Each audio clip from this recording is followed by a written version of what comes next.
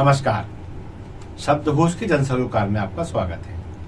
मैं मोहनलाल मोदी आज बात करने जा रहा हूं मध्य प्रदेश वक्फ बोर्ड की कार्यप्रणाली की। यहाँ एक बात बता दें कि वक्फ बोर्ड की कार्यप्रणाली को लेकर मुस्लिम समुदाय में काफी आक्रोश व्याप्त है और ये आरोप लगाए जा रहे हैं कि जो वहाँ के सदर हैं, मध्य प्रदेश वक्फ बोर्ड के चेयरमैन कह लें सनब्बर पटेल साहब, वो अपनी हठ धर्मिता के चलते कुछ ऐसी कार्यप्रणाली का उपयोग कर रहे हैं जिससे मुसलमान समाज में असंतोष का वातावरण है और लोग न्यायालय की शरण में जाने के लिए बाध्य हो रहे हैं। शुरुआत करते हैं, यह असंतोष का कारण है क्या है। मध्य प्रदेश वक्फ बोर्ड के पास मध्य प्रदेश में स्थापित अनेक जामा मस्जिद कमेटियों की समितियां नवीनीकरण के लिए आती हैं। उनके सदर यहां एक दरखास्त लगाते हैं और नवीनीकरण के लिए निवेदन करते हैं। इस बार भी ऐसा ही हुआ। अब हुआ इसमें क्या कि नवीनीकरण की इस दौर में उन्होंने रिन्यूअल तो नहीं किया अधिकांश कमेटियों को, बल्कि उन्हें भंग करके नई कमेटियां उन्होंने बना दी। अब सवाल ये उठा कि ऐसा क्यों। खैर, फिलहाल इन्होंने बताया जाता है 125 से 150 कमेटियां भंग करी और उनको नई बना दी है। अब उससे एक आक्रोश उपजा। जो पुराने सदर थे, कमेटी के जो मेंबरान थे, उनके अंदर एक गुस्सा लाजिमी था होना और वो पैदा भी हुआ। तमाम दरख्वास्त की गई कि भाई ये नवीनीकरण के लिए कहा था, ये क्या हो गया, गलती क्या है। तो कोई संतोषजनक जवाब नहीं मिला।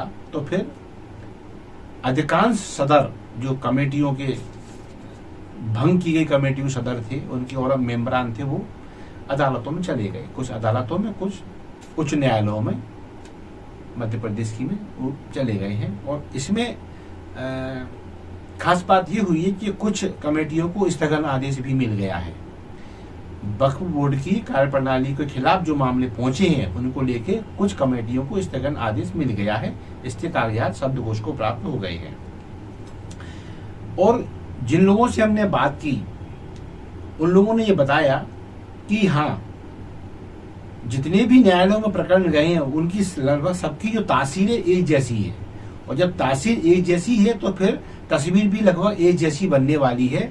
और ऐसी उम्मीद जता रहे हैं मुसलमान भाई कि जो भंग की गई हैं कमेटियां अनियमितता पूर्ण कार्रवाई के दौरान, वो सभी को स्थगन मिलेगा या फिर आदेश पलटे जाएंगे। वक्फ बोर्ड की इतनी बड़ी गलतियां उनके द्वारा की गई हैं।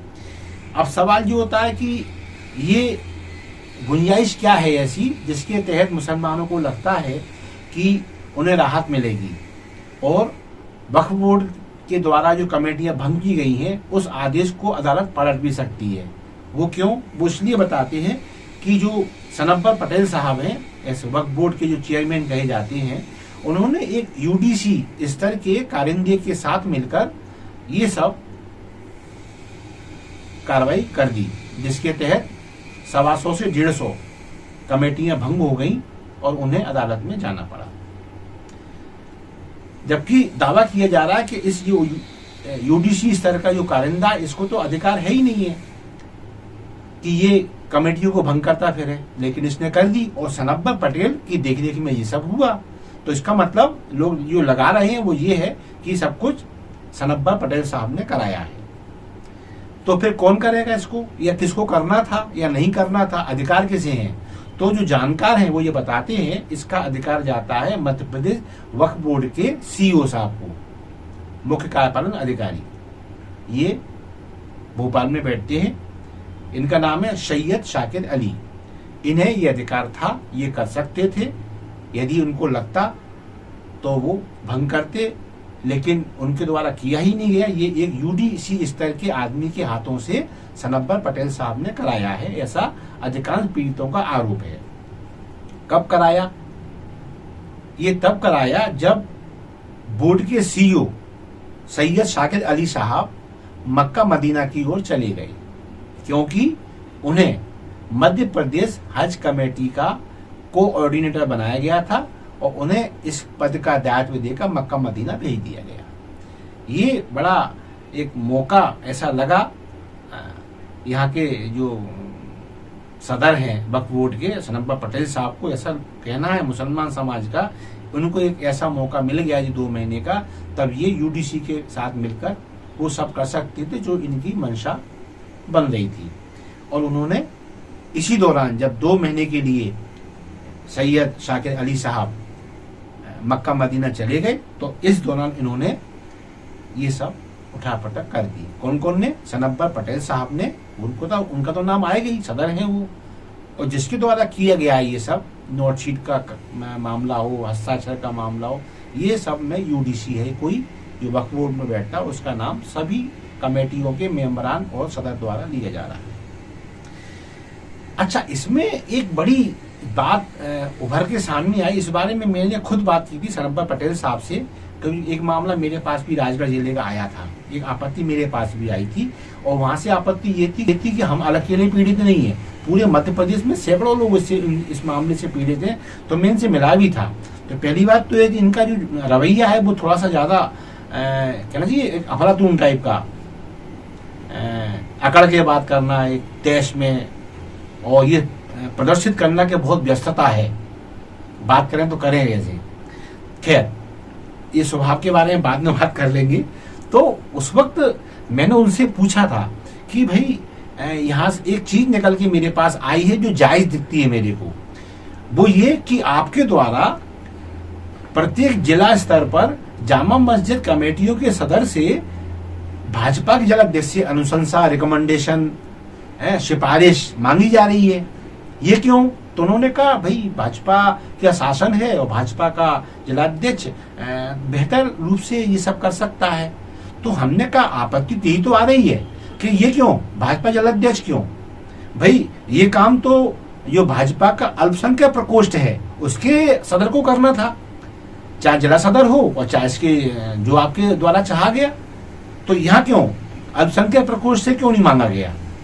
और यहाँ तक बात कही गई कि यह भाई मुसलमानों के अल्पसंख्यकों के लिए प्रकोष्ठ है भाजपा में, तो फिर जलाध्यक्ष की जरूरत क्या है? जलाध्यक्ष वो क्या जाने कि मुसलमानों के बीच में या मुसलमानियत में क्या नीतियां हैं, क्या रीतियां हैं, क्या रिवाज हैं। लेकिन आप भाजपा जलाध्यक्ष से बात कर रहे हैं, लेकिन भाजपा के अल्पसंख्यक प्रकोष्ठ जलाध्यक्ष से बात नहीं कर रहे आप। ये आपत्ति आ रही है। और यहाँ तक कहा जा रहा है कि जब जिला अल्पसंख्यक मोर्चे की कोई औकात नहीं है आपकी नजर में, तो इसे भंग कर देना चाहिए। आप इसमें भाजपा के जो जिला प्रदेश के सूबे के सदर हैं वीडी शर्मा जी, आप उनसे सिफारिश करें कि भाई कोई इसकी जब औकात हमारी नजर में नहीं है तो इसको जो है वो खत्म किया जाए अल्पसंख्यक प्रकोष्ठ को। तो ये जो चीज मैंने उनको अवगत कराया, तो वो नहीं, वो तो संगठन का ही ऐसा आदेश है और मैं सांगठनिक व्यवस्था के तहत ही ऐसा कर रहा हूँ। अब सांगठनिक व्यवस्था अगर ऐसी है तो फिर बीडी शर्मा साहब को इनसे ये पूछना चाहिए कि भाई अल्पसंख्यक प्रकोष्ठ का क्या? फिर वक्फ बोर्ड को कोई काम मुसलमानों के पक्ष में या खिलाफ में करना है तो ज्यादा रोशनी पूरे मामले पर अल्पसंख्यक प्रकोष्ठ ही डाल पाएगा। अब अल्पसंख्यक प्रकोष्ठ को तवज्जो क्यों नहीं है और जलाध्यक्ष को भाजपा की को तवज्जो क्यों दी गई है सनब्बा पटेल साहब द्वारा? इस बारे में जब हमने लोगों से पूछा तो लोगों ने कहा कि इसके पीछे बड़ा एक ऐसा वो है, वजह है उसकी। वो वजह ये है कि हम भी मुसलमान और अल्पसंख्यक प्रकोष्ठ में भी अधिकांश लोग मुसलमान ही होते हैं, बाकी लोग जो भी हैं अल्पसंख्यक ईसाई हैं, ये नाम मात्र के लिए होते हैं, जो जनसंख्या उनकी है भी कम, उस अनुपात में बहुत ज्यादातर लोग मुसलमान होते हैं और मैक्सिमम अल्पसंख्यक प्रकोष्ठ के राज्याध्यक्ष पदों पर मुसलमान ही काबिज हैं। तो अब होता क्या है कि कहीं कोई भ्रष्टाचार करना है, कहीं कोई अनियमितता करना है, कहीं कोई भेंट पूजा की बात करना है, तो एक मुसलमान दूसरे मुसलमान से नहीं कर सकता। क्यों? ये मामला थोड़ा मजहबी है। तो ये जो बताते हैं जो पुराने सदर हैं जिन्हें भंग किया गया, जो कमेटियां भंग की गई, उनके मेंबरान कहते हैं कि ये उस करप्शन के जो कहना चाहिए काले कारनामों से बचने के लिए अल्पसंख्यक प्रकोष्ठ से किनारा किया गया है। क्योंकि एक मुसलमान जो दूसरे मुसलमान से ऐसी बात करेगा तो निश्चित विवाद पैदा होगा कि मजहबी काम में भी अब तुम्हें लेन देन। तो इसलिए उन्होंने क्या किया कि भाजपा के जो अध्यक्ष हैं वो अधिकांश मुसलमान नहीं होते, अदर कास्ट के, अदर संप्रदायों के, अलग मजहबों के होते हैं, तो उनको ये सहज लगा। और चूंकि वो दूर की कौड़ी भी है तो थोड़ा सा एक बातचीत करने में मुलाहिजा बना रहता है, तो इसलिए इन्होंने जिलाध्यक्षों को भाजपा की को तरजीह दी है और इन्होंने अल्पसंख्यक प्रकोष्ठ को उसकी औकात ही नहीं मानी इन्होंने कोई, इसलिए उसको एकदम अलग कचरे के ढेर में डाल दिया। ये आरोप मुसलमान भाइयों के हैं। तो अब क्या है, अब ये कह रहे हैं कि या तो अल्पसंख्यक प्रकोष्ठ को भंग करो, और ये अनेक भाजपा माइंडेड मुसलमानों का कहना है, जो भाजपा माइंडेड है, जो ये कई पदों पे है, ये सदर भी है, वो कई कमेटियों में मेंबरान भी हैं, और इधर वो अल्पसंख्यक मोर्चे में काम भी कर रहे हैं। उनको इसी बात का उनको गुस्सा है। अल्पसंख्यक प्रकोष्ठ के अनेक पदाधिकारियों ने ये कहा कि सही तो है, जब हम यहाँ बैठे हैं और मामला मस्जिद कमेटियों का है तो हमसे क्यों नहीं पूछा जाता, और हमसे नहीं पूछा जा रहा है इस मसले में भी, मुसलमानों के मसले में भी, तो काहे के लिए फिर हमारा प्रकोष्ठ बनाया है, इसे भंग कर दे। इससे अच्छा तो सनब्बा, और नहीं हो रहा तो सनब्बा पटेल साहब को चाहिए कि वो मध्य प्रदेश भाजपा से कह के और ये अल्पसंख्यक प्रकोष्ठ को भंग करा दे। तो ये चीजें यहाँ आ रही हैं, है ना। तो अब चूंकि क्या है कि मामले अदालत में चले गए हैं, और मैंने स्टार्टिंग में बताया स्थगन भी आने शुरू हो गए हैं, और अब जो है एक ऐसा मामला बन रहा है कि इस मामले में हो सकता है केंद्रीय स्तर पर